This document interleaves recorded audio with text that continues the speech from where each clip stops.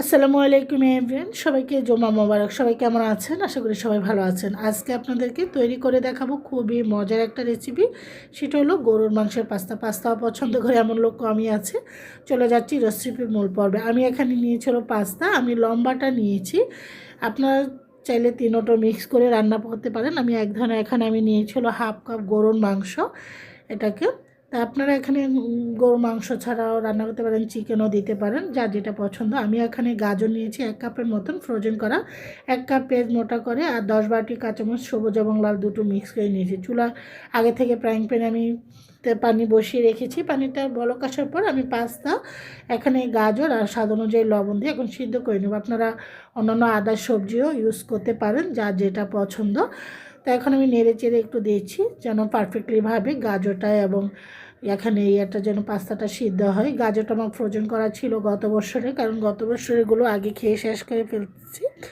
তা নাহলে এবার তো আবার রাখা যাবে না, কারণ গত বছরগুলো থেকে গেলে আবার দেখা গিয়েছে খেতে ভালো লাগবে না।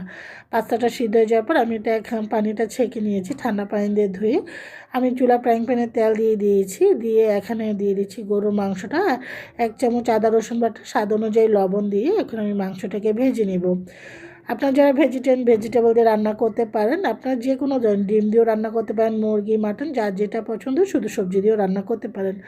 মাংসটাকে আমি ভাজা ভাজা করে নিয়েছি, এতে করে সুন্দর একটা ফ্লেভার আসে। এখন আমি সেই কেটে রাখা পেঁয়াজ কাঁচামরিচ এগুলো দিয়ে দিয়েছি। পেঁয়াজটা একটু মোটা মোটা করে দিয়েছি, আলাদা করে পেঁয়াজটাকে ভাজছি না, এটার সাথে পেঁয়াজটা সুন্দর ভাজা হয়ে যাবে। এখন আমি এটার সাথে ভেজে নিয়েছি।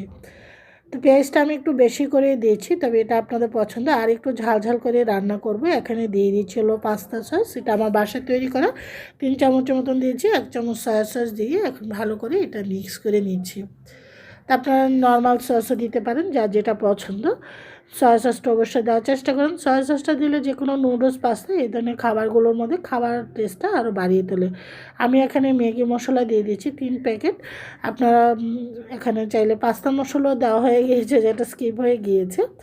তো এখন আমি এটাকে ম্যাগি মশলাটা মিক্স করে নেওয়ার পরে এখন ভালো করে নেড়ে চেড়ে আবারও প্রায় 1 মিনিটের মতো মশলাটা দেওয়ার পর মাংসটাকে আমি কষিয়ে নিয়েছি। এখন সেই সিদ্ধ করে রাখা পাস্তাগুলো দিয়ে দিয়েছি। আমার বাচ্চারা তো প্লেট নিয়ে আমার পেছনে দাঁড়িয়ে আছে। আসলে আমার ভুল হয়েছে, একটু ভিডিওটা করে দেখালে ভালো হতো কখন হবে, কারণ ওদের ওদের খুব পছন্দের একটা পাস্তা রান্না করছি, তাও বিফ দিয়ে। এটা খেতে ওরা খুবই পছন্দ করে। আর বাচ্চারা আসলে এমনিতেও কিন্তু এই ধরনের খাবারগুলো, স্ট্রিট জাতীয় ফুডগুলো খাবারগুলো ওরা খুবই চাইনিজ খাবার তো ওদের এমনি অনেক পছন্দ। আসলে আজকাল সবার ঘরেই কিন্তু চাইনিজ খাবারগুলো সব মারাই মোটামুটি রান্না করতে পারে, কারণ এটা এখন রান্নাটা ইজি হয়ে গিয়েছে। একটা সময় চাইনিজ রান্না করা মানে বিশাল ব্যাপার, সব এটা কীভাবে রান্না করবো। আমার এটা রান্না হয়ে গিয়েছে, একটা সার্ভিং প্লেটে সার্ভ করে নিচ্ছি। আলহামদুলিল্লাহ, এটা ফ্লেভারটা এত সুন্দর আসছে, আপনারাও ট্রাই করতে পারেন। আশা করি সবারই ভালো লাগবে।